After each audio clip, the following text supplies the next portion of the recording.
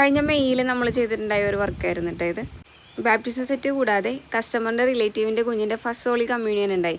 അപ്പോൾ ഒരു ഡോൾ ക്യാൻഡിലും ഒരു ടിയാരയും റെഡിയാക്കാൻ വേണ്ടിയിട്ടും പറഞ്ഞിട്ടുണ്ടായി. അത് രണ്ടും നമ്മളൊരു സേജ് ഗ്രീൻ കളർ തീമിലാണ് ചെയ്തിട്ടുണ്ടായത്. ഇനി നമ്മുടെ സെറ്റിലേക്ക് വരാം. നമ്മൾ 2 ഡ്രസ്സാണ് ഇതിൽ ചെയ്തത്. ഒന്ന് ഓഫ് വൈറ്റ് ഡ്രസ്സും ഒന്ന് പ്യുവർ വൈറ്റിൽ ചെയ്തിട്ടുള്ള ഡ്രസ്സും. പ്യുവർ വൈറ്റിൽ വന്നിട്ടുള്ളത് നമ്മൾ റോസ് സിൽക്കിലാണ് ചെയ്തിട്ടുണ്ടായത്. അത് ഈ ഒരു പള്ളിയിൽ പോകുമ്പോൾ കുഞ്ഞിനെ ഇടിപ്പിക്കാൻ വേണ്ടിയിട്ടാണ്. അതിന് മാച്ചിങ് ആയിട്ടുള്ള ബൂട്ടീസും ഹെഡ് ബാൻഡും എല്ലാം തന്നെ നമ്മൾ റെഡിയാക്കിയിട്ടുണ്ടായി. ഒരു വൈറ്റും ബേബി പിങ്കും കളർ തീം പിടിക്കാനാണ് കസ്റ്റമർ നമ്മളുടെ അടുത്ത് പറഞ്ഞത്. അപ്പോൾ വർക്കെല്ലാം നമ്മൾ അങ്ങനെയാണ് ചെയ്തിട്ടുണ്ടായത്. അതിൻ്റെ ബാക്കിൽ ഒരു ബോ കൊടുത്തിട്ടുണ്ട്. ബോയുടെ ടെയിലിലായിട്ട് കുഞ്ഞിൻ്റെ പേരും ഒരു കുഞ്ഞു മാലാഖേനെ നമ്മൾ മെഷീൻ എംബ്രോയ്ഡറി ചെയ്തിട്ടുണ്ട്. അതിന് നമ്മൾ ക്രോഷേ ബൂട്ടീസായിട്ടാണ് കൊടുത്തിട്ടുണ്ടായത്. പിന്നെ ഒരു ചെറിയൊരു ഹെഡ് ബാൻഡും.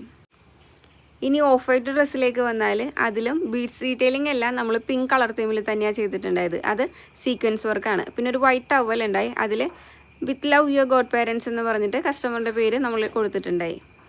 പിൻ ബാഡ്ജസ് വെക്കണം എന്ന് കസ്റ്റമർ പറഞ്ഞിട്ടുണ്ടായി. അങ്ങനെ അതും നമ്മൾ റെഡിയാക്കിയിട്ടുണ്ട്. മാച്ചിങ് ക്വിൽറ്റും ഈ ഒരു സെറ്റിലുണ്ടായി. നല്ല ഭംഗിയായിട്ട് തന്നെ നമുക്ക് ചെയ്യാൻ വേണ്ടി പറ്റിയിട്ടുണ്ടായ ഒരു സെറ്റായിരുന്നു കേട്ടോ ഇത്. നിങ്ങൾ കണ്ടിട്ട് അഭിപ്രായം പറയണേ. ഇതുപോലുള്ള ഓർഡേഴ്സിന് നമ്മുടെ വാട്സപ്പ് നമ്പറിൽ നമ്മളെ കോൺടാക്ട് ചെയ്താൽ മതിയാവും. ഇൻസ്റ്റാഗ്രാം ചെക്ക് ചെയ്ത് കഴിഞ്ഞാൽ നമ്മളുടെ കൂടുതൽ വർക്കുകൾ കാണാൻ വേണ്ടി പറ്റും.